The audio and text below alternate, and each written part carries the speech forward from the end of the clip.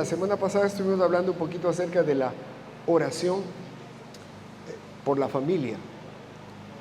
Este principio, esta estrategia, esta herramienta que Dios nos ha dado a los cristianos para pelear espiritualmente por nuestras familias. Porque testimonios, y me da pena decirlo, de hijos de pastores, de hijos de líderes que se desviaron y se fueron al mundo y terminaron muchas veces en drogas, en una vida libertina, inmoral, hay muchos. Y a veces uno se pregunta, ¿qué pasó? Probablemente, hay muchas causas, pero una de ellas, a lo mejor que los padres podemos olvidar que a más de convivir con ellos, a más de compartir con ellos, dejamos tal vez de interceder, de orar por ellos.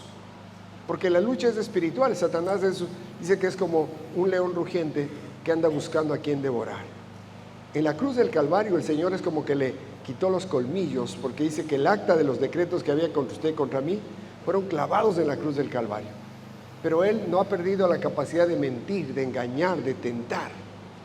Y entonces con los medios de comunicación que tenemos hoy, las redes sociales, las noticias, es fácil para el enemigo tentar, meterse en la mente de los jóvenes, de las señoritas, aún de los adultos, de nosotros, y tentarnos, desanimarnos, hacernos caer. He ahí la importancia de que los padres, las madres, podamos interceder por nuestras familias. Aún los hijos, de pronto sus papás no vienen acá, sus hermanos no caminan con el Señor, pero usted está caminando, usted tiene la autoridad de Jesús para orar, para interceder por su familia, por sus seres queridos. Amén. Porque primero que nada siempre va a ser la familia. Si por algo Dios nos va a tomar cuentas, es por nuestro matrimonio y por nuestra familia. Yo quiero continuar un poquito en este tema, hablando un poquito del discipulado familiar. Porque la primera iglesia, si usted se da cuenta, es la familia. Es algo chiquito. Y es ahí donde Dios quiere que cumplamos la gran comisión de hacer discípulos, aprendices, seguidores. Y es la tarea que tenemos como seamos papás o hijos o hermanos. Si usted tiene un compromiso con Jesús y el Señor tocó su corazón, cada uno somos responsables de discipular Dios a través nuestro a nuestras familias. Amén. Déjenme orar. Señor, yo te pido en esta tarde, en esta mañana, tu obra, Espíritu Santo, en el corazón de cada uno de nosotros, para quitar toda duda, todo temor y traer la verdad de tu palabra, para traer, Señor, la autoridad tuya en nuestras vidas, para ejercerlas y decidir discipular, formar seguidores tuyos a través nuestro, Señor, primero que nada en nuestras familias. Señor, gracias porque tu palabra no regresa vacía, obra milagros y maravillas esta mañana en cada corazón, en cada vida, en el nombre de Jesús. Amén y amén. Denle un aplauso al Rey. Aleluya.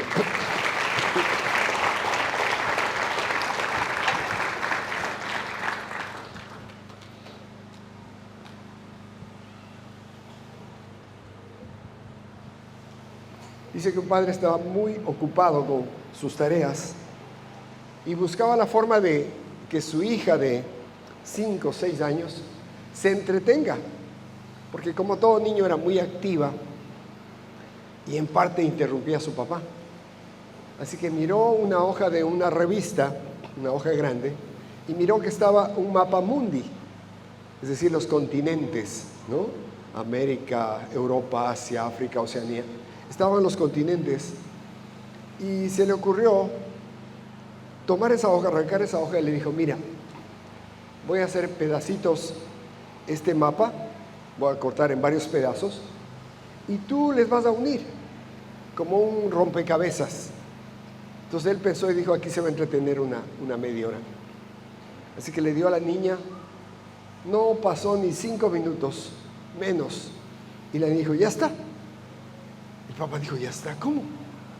¿Cómo lo hiciste? Dice, papá, lo que pasa es que al reverso de la hoja estaba un papá y una mamá abrazados. Yo les formé a ellos. Les volví a formar papá y mamá abrazados y ya estaba el mapa al otro lado. ¿Qué tal? Muy rápida esta niña. Pero yo leía esto y pensaba y decía, realmente la familia es el fundamento del mundo. Porque Dios creó la familia y a través del matrimonio y de la familia es donde la sociedad se va desarrollando.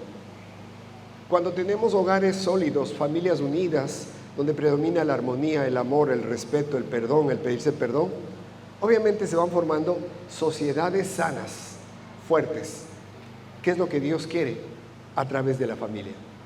Yo le digo esta mañana para que, a pesar de los errores que hemos cometido en el pasado todos y que cometeremos, que predomine en usted y en mí este deseo, esta decisión de fortalecer nuestra familia, de que los lazos matrimoniales, familiares, se vayan fortaleciendo. De modo que cuando pasen los años y de pronto ya no estemos, nuestros hijos continúen en el llamado de Dios, formando familias unidas, bendecidas, prósperas. Y luego sus hijos, nuestros nietos, continúen, porque es el mejor aporte que vamos a dar a la sociedad. ¿Amén? Es el mejor aporte.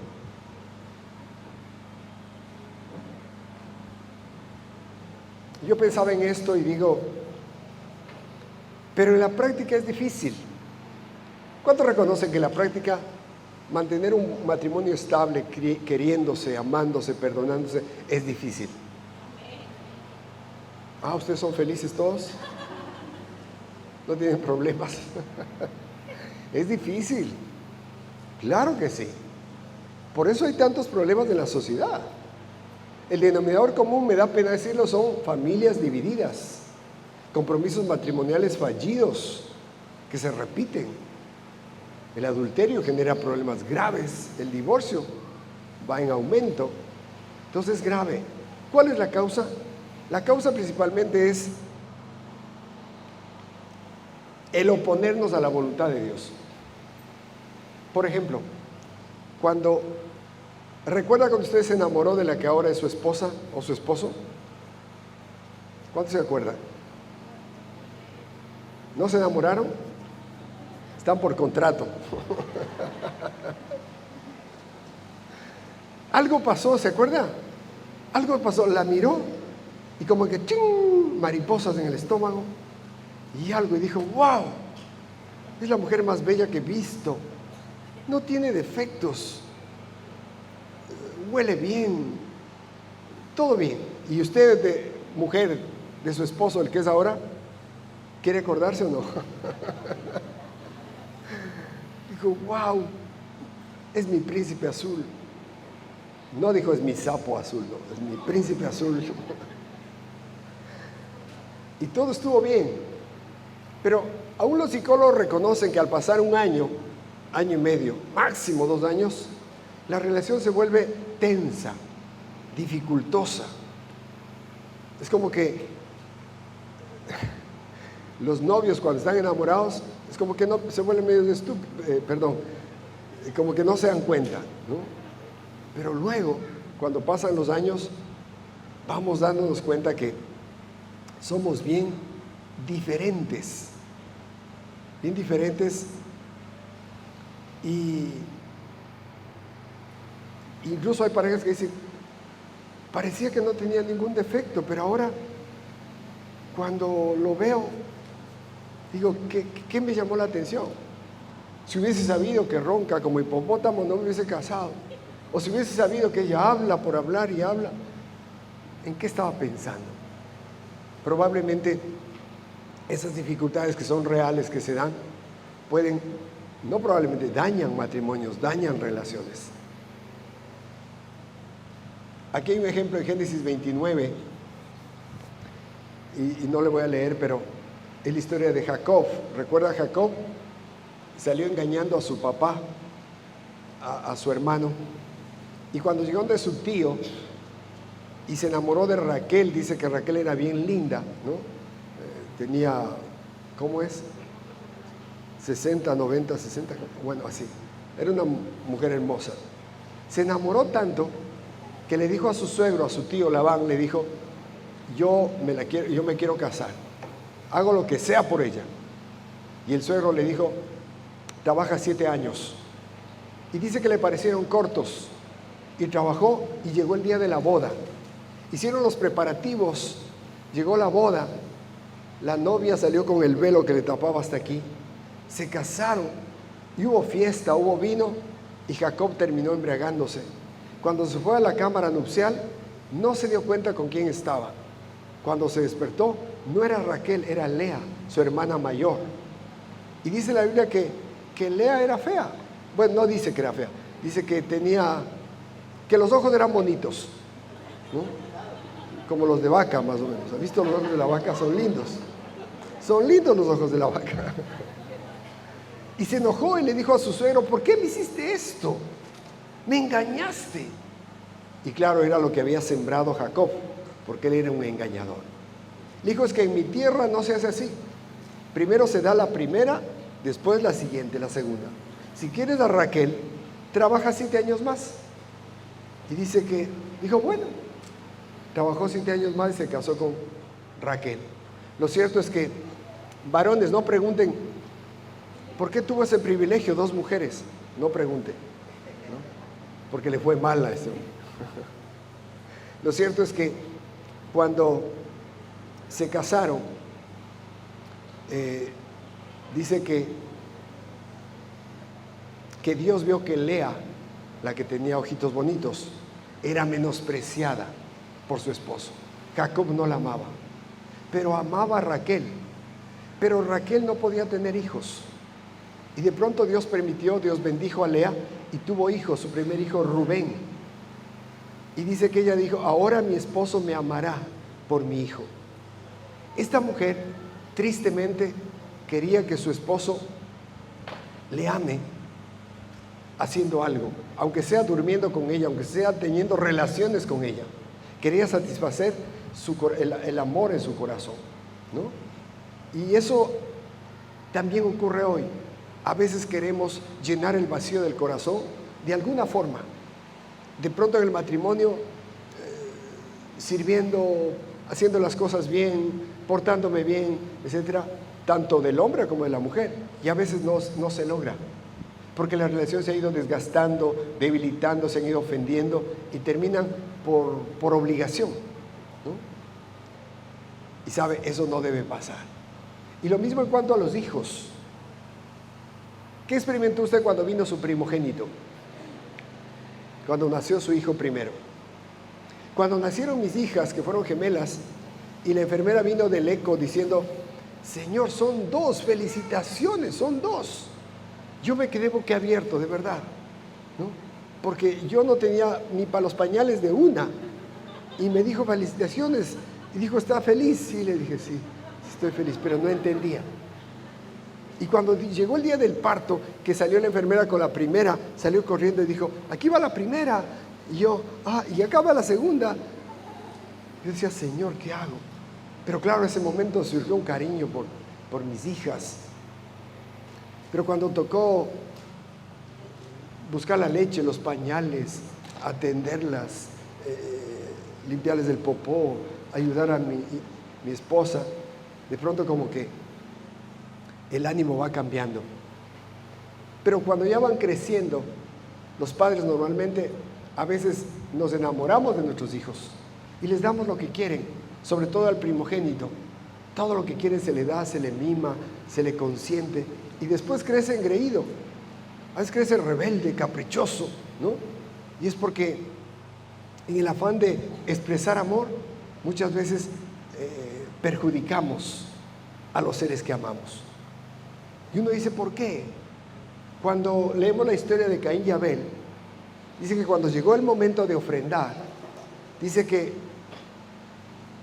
Abel trajo de lo más gordito, de lo mejor de sus corderitos, trajo y presentó a Dios. Y Caín trajo de las cosechas. Y dice que Dios miró a Abel y a su ofrenda y le agradó. Pero cuando miró a Caín y su ofrenda, no le agradó. Y dice que esto generó en Caín que se enojó. Dice la Biblia: se ensañó Caín en gran manera y decayó su semblante. Se enojó. Yo pensaba en esto y decía: probablemente Caín, como era el primero, era mimado, era muy atendido, le consentían en lo que él quería. Y en cambio Abel, que era el segundo, parece que siempre se resignó a ocupar el segundo lugar, a ser hecho de menos. Y a lo mejor eso le ayudó para acercarse a Dios y presentar una ofrenda humilde, ¿no?, al Señor. Pero en cambio dañó el corazón de Abel, de Caín, terminó matando a Abel y se dañó la relación de padre entre hermanos. Entonces, ¿por qué les digo esto? Porque esa es la realidad de la sociedad. Esa es la realidad. Tratar de suplir el amor humano, ¿no?, de muchas formas. Y muchas veces no es posible. La solución viene cuando Cristo Jesús llega a nuestras vidas. ¿Cuántos dicen amén? Cuando Jesús llega a nuestras vidas, recibimos el amor verdadero, el amor de Dios. Y ese amor empieza restaurando nuestros corazones y después nuestras relaciones, nuestros descendientes. Es el amor que Dios quiere para usted y para mí. Dice en Juan 3:16 que de tal manera amó Dios al mundo que dio a su Hijo unigénito para que todo aquel que en Él crea tenga vida eterna, no se pierda y tenga vida eterna. Entonces, nos amó de tal manera que aun cuando éramos enemigos del Señor, que vivíamos de nuestros egoísmos, pecados, etc., el Señor nos amó. ¿Cuántos se alegran por eso? Nos amó. Y aún hoy, cuando nos portamos mal y hacemos cosas indebidas, Dios nos sigue amando. ¿Cuál es la llave para abrir la puerta? Creer. Cuando creemos, cuando confiamos, cuando nos aferramos a Dios, es que encontramos ese amor verdadero. Es decir, que en medio de los problemas, cuando tenemos dificultades en la familia, en el matrimonio, mire, por eso aconsejamos, por ejemplo, aquí en la iglesia, cuando hay una relación de noviazgo, les aconsejamos y les animamos para que se enamoren de Dios en primer lugar, que tengan una relación de amor con Dios fuerte, real, porque si amamos a Dios de verdad, vamos a poder amar a nuestra pareja, a nuestros hijos, verdaderamente. Ese es el principio. Mire el ejemplo de la mujer samaritana. Dice la Biblia que cuando el Señor le dijo, anda, llama a tu marido, dijo, no tengo. Y el Señor le dijo, bien has dicho, porque 5 maridos has tenido y el que ahora tienes tampoco es tu marido. Esta mujer debe haber sido bien guapa, debe haber tenido un cuerpazo, unos ojos lindos, para que haya tenido 5 maridos. ¿Aló? Debe haber sido una mujer bien guapa, pero vacía en el corazón. Porque en cada relación yo pienso que ella buscaba que alguien llene ese vacío de amor, que alguien le haga sentir que valía la pena, que era una mujer inteligente, apreciada. Pero parece que nadie pudo hacerlo, porque nadie puede hacerlo en realidad. Solo el amor de Dios restaura, sana, nos renueva, nos restaura, nos fortalece, nos llena. Solo el amor de Dios.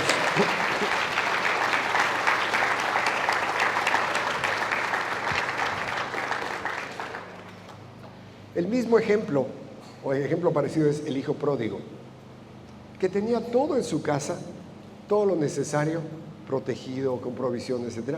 Y decidió pedir la herencia, la parte de la herencia, y se fue. Y pensaba que al malgastar con mujeres, en vicios, en discotecas, en licores, en cosas, en mujeres, iba a ser feliz. Terminó comiendo la comida de los cerdos. Porque el mundo y sus cosas no llenan el corazón. Cuando volvió de su padre y recibió el abrazo, recién volvió a experimentar el amor verdadero. Por eso, familia preciosa, la prioridad siempre va a ser que nosotros que hoy conocemos o que estamos conociendo el amor de Dios, tengamos como desafío que también nuestra familia conozca el amor de Dios, experimente del amor de Dios. Amén. Ese es el desafío. En Lucas 6:40, ¿ahora tenemos o no? Uy, qué linda. Lucas 6:40.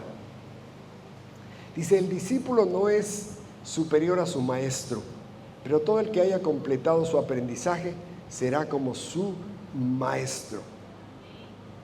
Este principio se cumple especialmente en la familia, porque como dije al principio, la familia es como una pequeña iglesia. Y cuando uno de la familia llega a Cristo y camina con el Señor, nos convertimos en maestros. No No porque sepamos mucho, etcétera, no, porque Dios empieza a obrar a través nuestro. Y si antes, por ejemplo, éramos egoístas, rencorosos, murmuradores, chismosas, envidiosas, etcétera, en Cristo empezamos a cambiar y empezamos a ser personas que aprendemos a respetar, a perdonar, a pedir perdón, a reconocer errores, a amar, a servir, a ayudar. Y entonces Dios empieza a tocar la vida de nuestra familia a través nuestro. ¿Cuántos dicen amén? Amén. Ese es el discipulado o la enseñanza que Dios quiere hacer a través de hombres y mujeres que hemos rendido el corazón al Señor. Porque sabe, consciente o inconscientemente, todas las personas tratan de imitar a alguien. Tratan de imitar y de idolatrar incluso. ¿Ha escuchado que hay una iglesia de Maradona?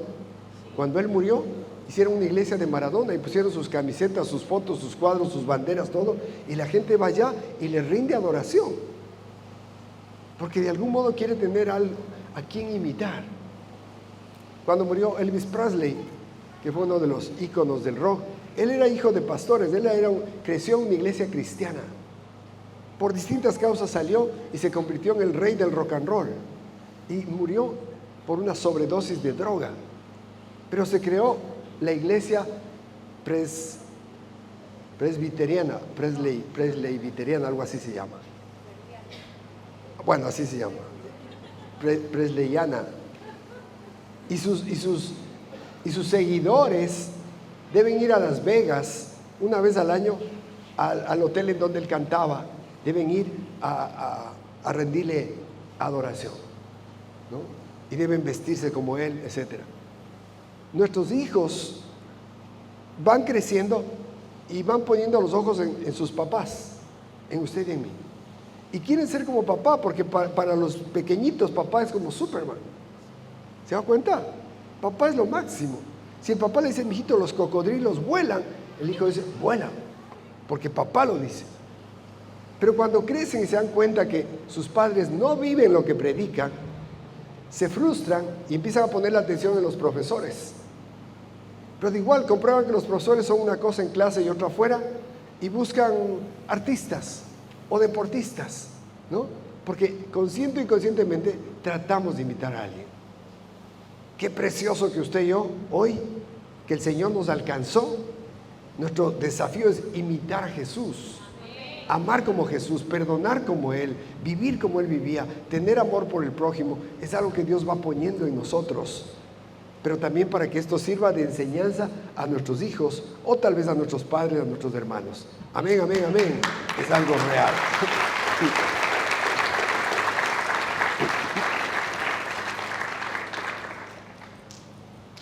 Alguien me dijo una vez, sus hijos ya le superaron. Yo le dije, tu abuela.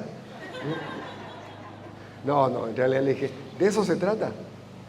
De eso se trata, que nuestros hijos nos superen, nos igualen y nos superen en cuanto al amor, en cuanto a la verdad, en cuanto a la misericordia, en cuanto a amar al prójimo, en todo eso, en cuanto a amar a Dios por sobre todas las cosas, nuestros hijos deben igualarnos y superarnos. Y ese es el desafío que tenemos usted y yo. El Señor Jesús, antes de irse, dijo, por tanto, bueno, toda potestad me es dada en el cielo y en la tierra, por tanto, id y haced discípulos a todas las naciones. Si lo aplicamos a la familia, es el primer mandato, id y haced discípulos a tu casa, a tu familia. Y recuerde, dice que subió una noche al monte a orar y pasó toda la noche orando. Cuando bajó, llamó a sus 12 discípulos. Es decir, esa noche oró por varias cosas, pero en especial se concentró, creo yo, en escoger a sus hombres. Cuando bajó lo hizo. ¿Por qué? Porque eso era lo más importante antes de llegar a la cruz. Porque esos hombres cuando el Señor se fuese, ellos iban a llevar el testimonio de Jesús, iban a llevar el evangelio, y lo hicieron a todo el mundo de su época. Entonces, la meta, familia preciosa, tanto como iglesia, como familia, es hacer discípulos. Discípulos. Amén. Por ejemplo, si nuestros hijos solo nos ven como cristianos de domingo, de iglesia, en algunas cosas sí, en otras no, probablemente no van a ser nuestros discípulos. Se van a ir. Pero si nos ven que a pesar de nuestros errores, pecados, aprendemos a darle a Dios el primer lugar, reconocemos las faltas, pedimos perdón, buscamos a Dios en tiempos buenos y en tiempos malos, ellos van a querer lo que usted y yo tenemos. Aunque se vayan, aunque se alejen y digan yo no quiero, Dios se va a encargar de ellos. Amén.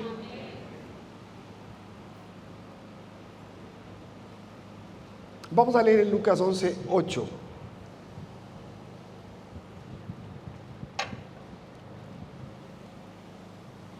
Os digo que aunque no se levante a dárselos por ser su amigo, sin embargo por su importunidad se levantará y le dará todo lo que necesita. Todo lo que necesite. Esta es la historia que el Señor les contaba a los discípulos respecto a la oración. Y les decía, un amigo llega a casa como a medianoche con hambre y resulta que el anfitrión no tiene nada. Se levanta y va donde el vecino y le golpea y le llama y le llama y le llama y le insiste. Y el vecino se despierta, dice, estoy con mis hijitos acostados, ya no me voy a levantar, estoy en la cama, así que no.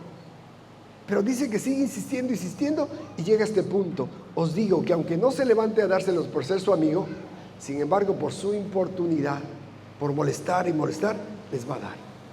¿A qué se refiere?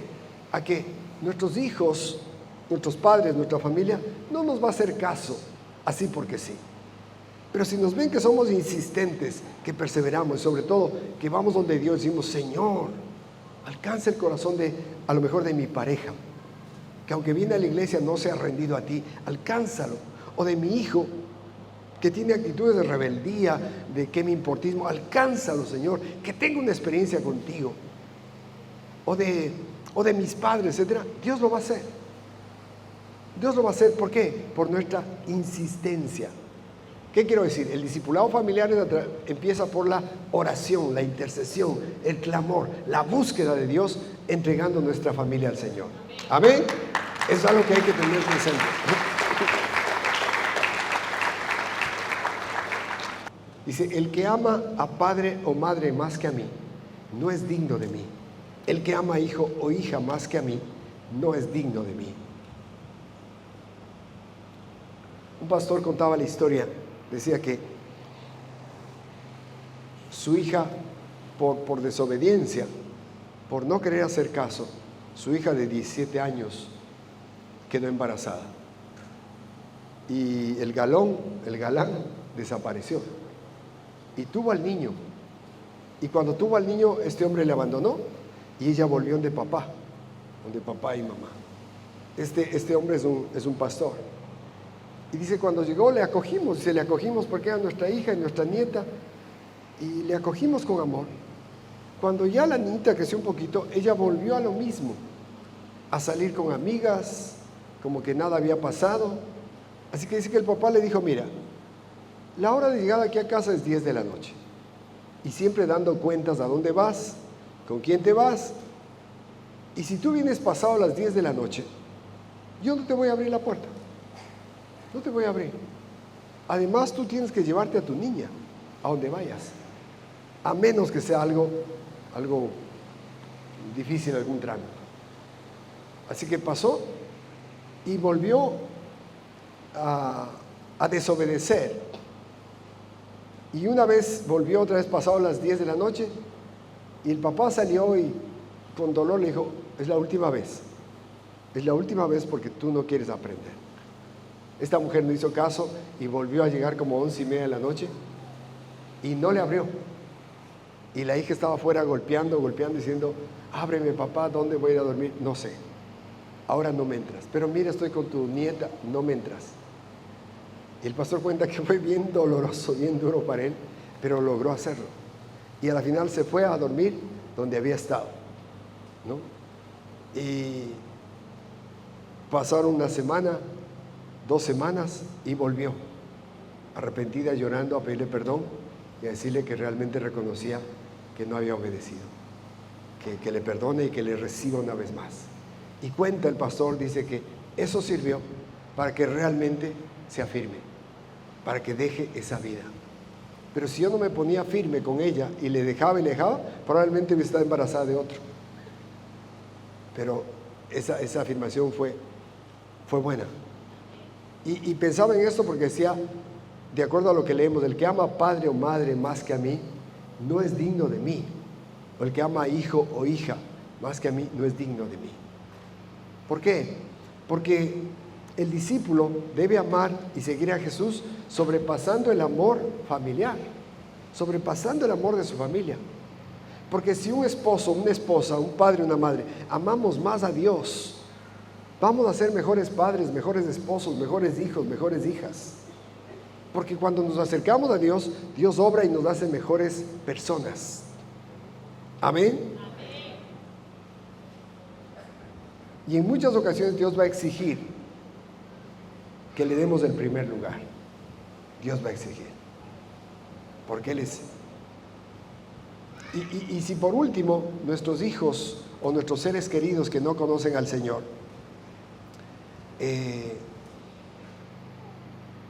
el amar a Dios se vuelve causa de división, a lo mejor tendremos que decirles, ok, abrirnos, está bien, y no me quieres apoyar, está bien, pero porque el que trata con todos es Dios. Imagínense que el Señor le llame a Pedro cuando la pesca milagrosa y Pedro se arrodilla y llora y dice, Señor, apártate de mí porque soy hombre pecador. Y el Señor le dice, no importa, a partir de ahora serás pescador de personas. Y que Pedro vaya donde la esposa y le diga, Señor, espérate un ratito, a ver si mi mujer quiere. El Señor me llama, ¿será que puedo? Y si era mandarina, no le seguía al Señor. El amar a Dios tiene que ver con nuestro llamado. Si la familia se opone, se resiente, se disgusta, tranquilo, Dios trata con todos. Dios llega al corazón de todos. Y aún con lágrimas o dificultades, Dios alcanza a nuestras familias siempre. Amén. Dios me bendiga.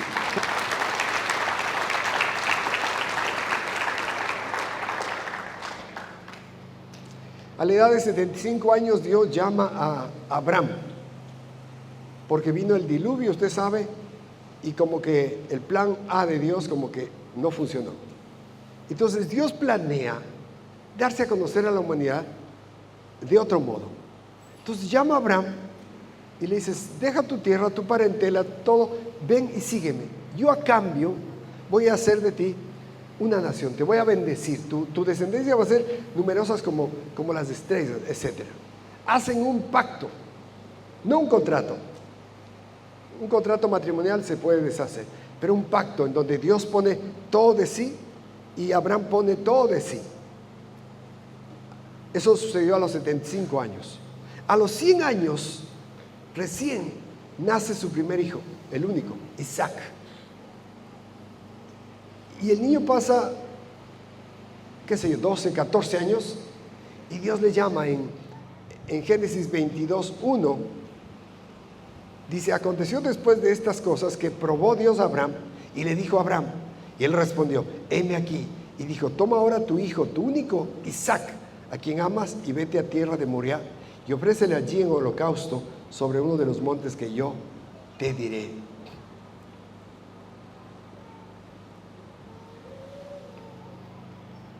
¿Por qué Dios hace esto con Abraham? Imagínense, después de 25 años llega su hijo, vive 14 años con él, es el amado, el único, y Dios le dice, dame a tu hijo. ¿Por qué? Por varias razones.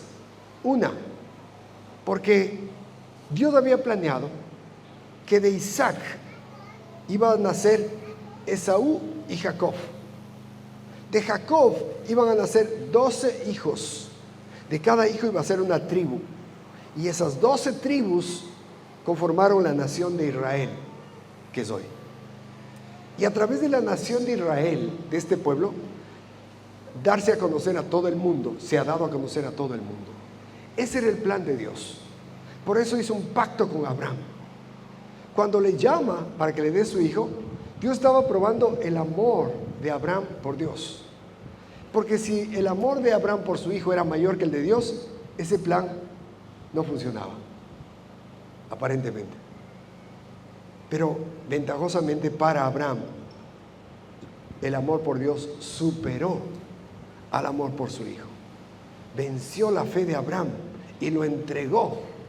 Pensando que Dios es poderoso, pensaba él que Dios era poderoso para levantar a su hijo aún de los muertos. ¿Sabe?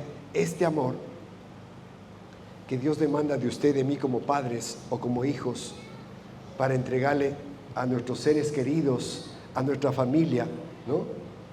Aun cuando nos vaya mal, Dios promete que va a bendecir nuestra descendencia. Dios va a bendecir a nuestros hijos, va a bendecir a nuestros nietos, a nuestras generaciones. Amén, amén.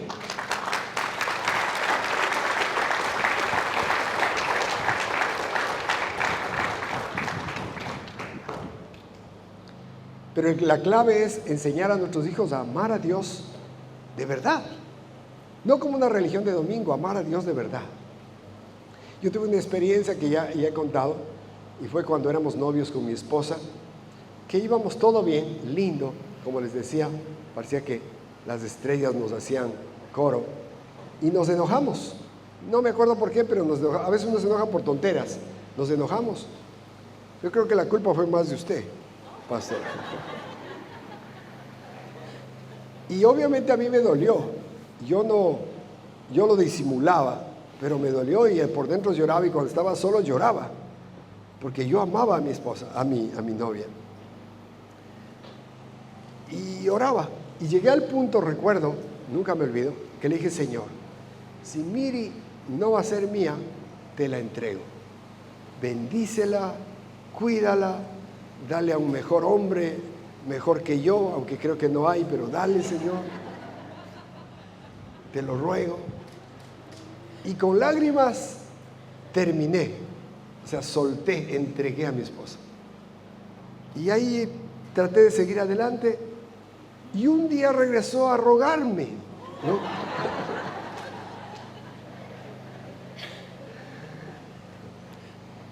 Ya quisieras, dice, ¿no? Regresó y, bueno, el resto es historia. Fue algo bien bonito. Pero yo no olvido esto porque fue como probar mi amor por Dios, ¿no? Porque ideas de meterme en una cantina, de irme del coca, no faltaron. Pero en medio de eso, el amor por mi Señor estaba presente. Y sabe, Dios nunca le va a defraudar. Él siempre va a levantarnos, va a respaldarnos.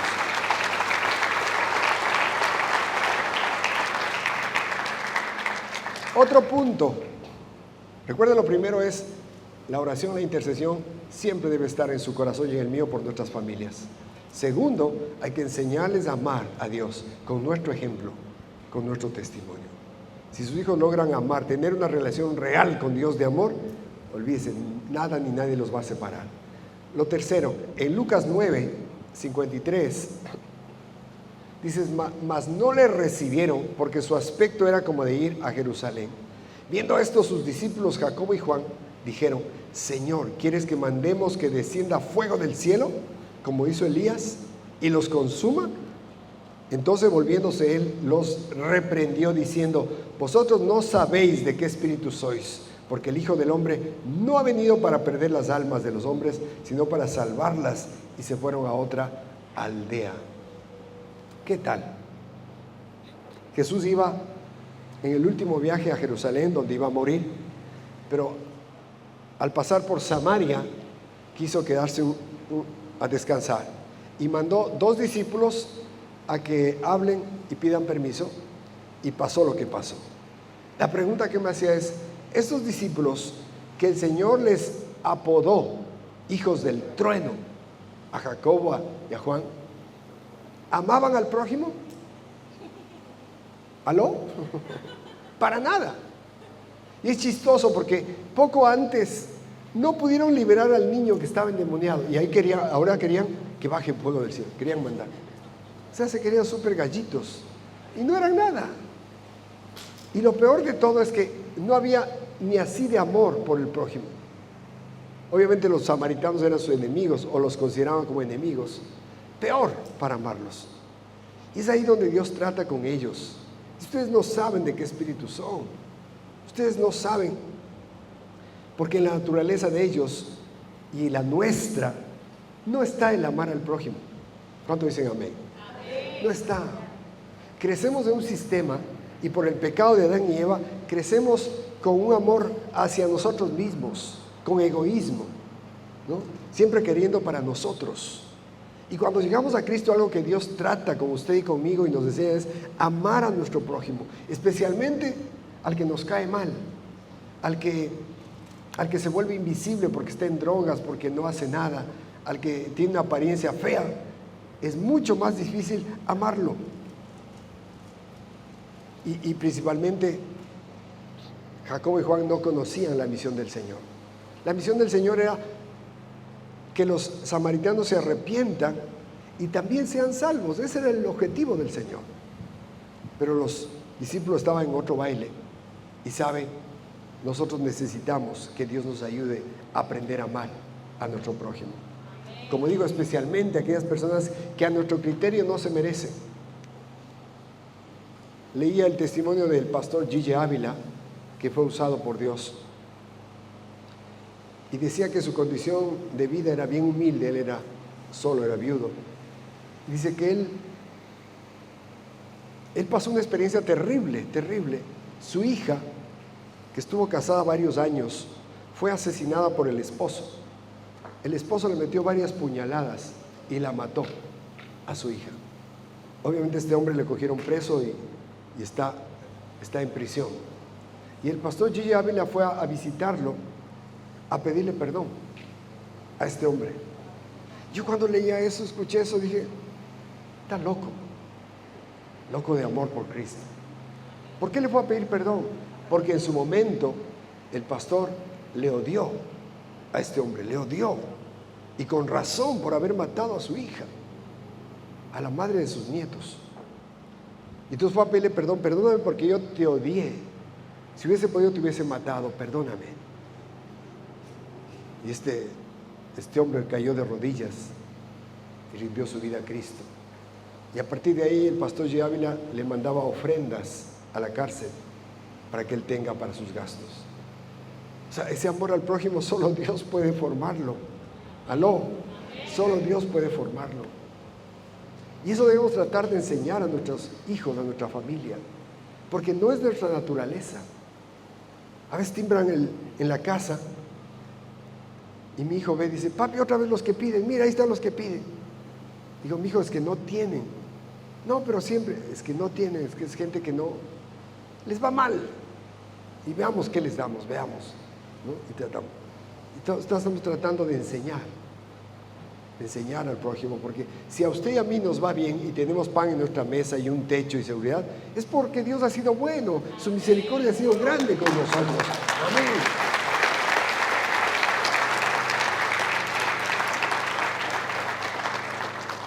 Y cuando encontramos gente que le ha ido mal por sus errores, por sus cosas, etc., lo único que queda es amarlos, tener compasión, orar que Dios alcance sus vidas para que puedan salir.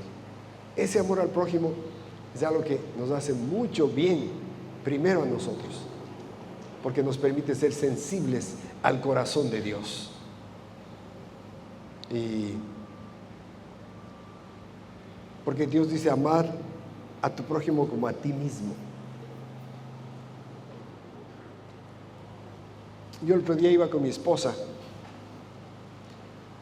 en una calle con huecos y se cruzó un hombre. Yo no me di cuenta, se cruzó de improviso, se cruzó, y yo del susto que estaba mal, freno y pito con el codo fuerte, ¡pi! Y el hombre salta para atrás, casi le da un ataque, creo yo. Y mi esposa me pega la hablada y dice: no pites, no pites. Digo: es que no fue mi culpa. Y cuando pasamos, el hombre estaba ahí y mi mujer: perdone, que le hicimos asustar, perdone. Y a mí me dolió. Digo, porque cuando nosotros fallamos, pecamos, nos duele. ¿Sabe por qué? Porque nos amamos. Porque usted se aprecia a usted mismo. Por eso nos ponemos perfume, nos bañamos, nos arreglamos, porque nos apreciamos. Y si nos apreciamos, podemos amar a los demás. De modo que cuando hacemos algo bueno por los demás, eso trae satisfacción a nuestros corazones. Amén. Terminemos. Póngase de pie, por favor.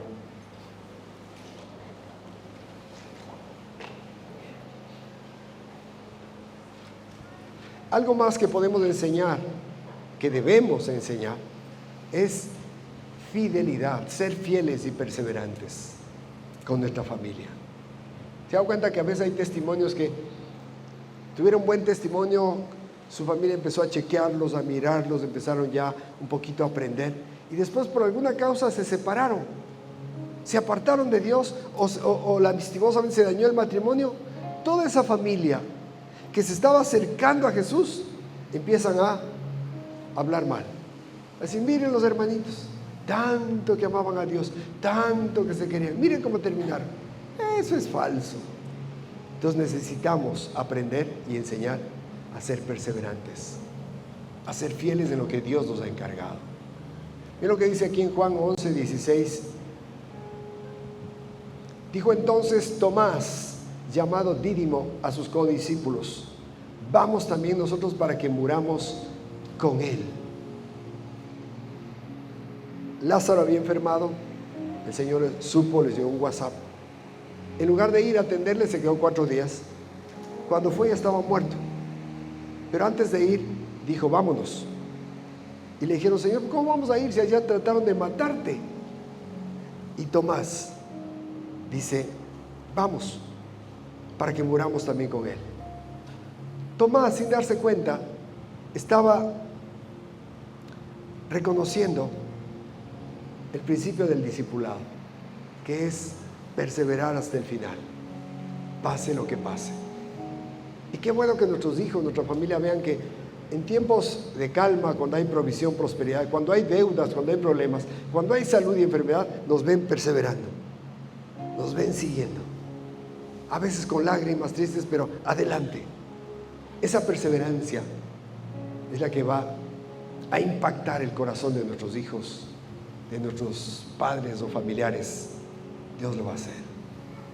Amén. Y eso es algo que necesitamos aprender. Que cuando le quieran sobornar por algo, que usted diga: no, necesito esa plata, pero no, porque yo amo a Dios. Que cuando tengamos la oportunidad de decir la verdad, aunque duela, aunque nos perjudique, digamos la verdad. Que cuando haya que proceder con rectitud, que lo hagamos. Esa fidelidad y perseverancia es la que va a quedar en el corazón de nuestros hijos, siempre. Como ese papá que fue a comprar una bicicleta para su hijo, y cuando llegaron al almacén estaba ya negociando la bicicleta, y no sé por qué, un descuido, una televisión que estaba a un lado se resbaló y se cayó y se rompió. Y vino el jefe y le dijo: tranquilo, vamos a decirles que llegó rota, ¿ya? Métele al cartón, métele rápido y decimos que llegó rota, que nos devuelvan. Y el papá, cuando iba a pagar, dijo: ya no quiero la bicicleta. Dijo: ¿por qué? Si ya estaba ya casi empacada. Dijo: porque yo no quiero comprar donde hay trampa, donde hay mentira.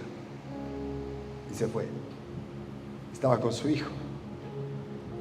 Entonces, qué importante que perseveremos haciendo lo correcto, haciendo lo que sabemos que agrada a Dios. Aunque nos duela, aunque perdamos a veces económicamente, hagamos lo correcto. Dios va a recompensarnos, Dios va a respaldarnos, a bendecirnos grandemente. Amén. Den un aplauso al Rey.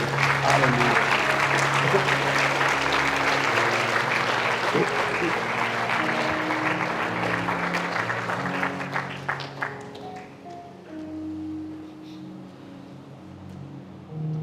Mi abuela se separó de mi abuelo porque él la maltrataba por causa del alcohol y los celos.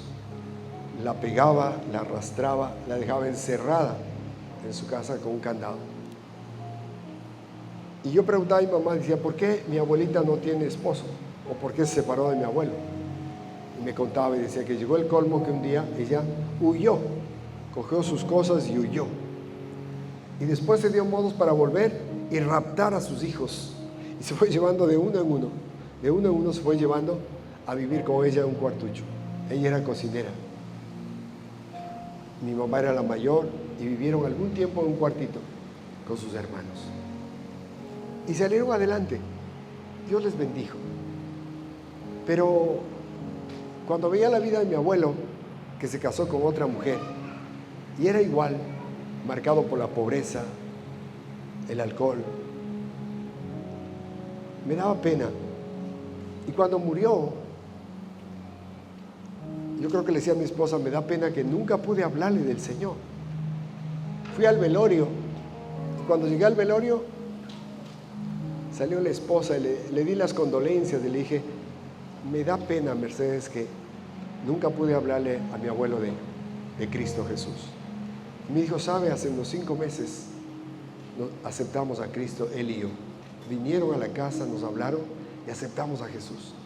Y desde ese día su abuelo se enamoró de Dios y empezó a caminar hasta poco antes que muera. Íbamos a la iglesia y nuestros hijos. Me alegré mucho y me acordaba de eso y pensaba, en la vida hemos cometido errores, hemos fallado, hemos sido tramposos, malos, indiferentes, resentidos, etc. Pero en Cristo Jesús hay perdón y hay restauración. Y eso es lo que debe llevarnos a usted y a mí. La descendencia de mi abuelo también fue alcanzada por Jesús, porque no debemos despreciar la misericordia que Él ha tenido y no debemos permitir que las acusaciones del pasado nos impidan de seguir adelante. Hoy que usted y yo conocemos, somos los instrumentos de Dios para bendecir a nuestras familias. Amén. Que Dios le bendiga ricamente. Dele un aplauso al Rey. Aleluya.